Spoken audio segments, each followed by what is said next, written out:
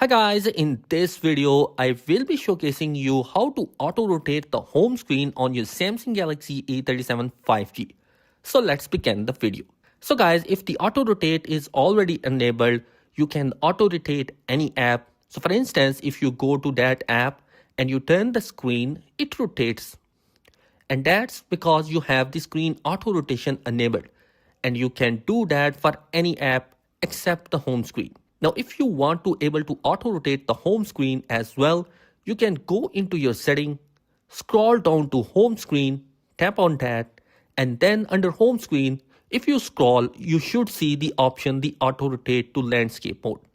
So with that option enabled, this one right here, once you enable that option, as you are rotating other apps, if you turn on the home screen, it also auto rotates the home screen. So you can see the home screen is also rotating.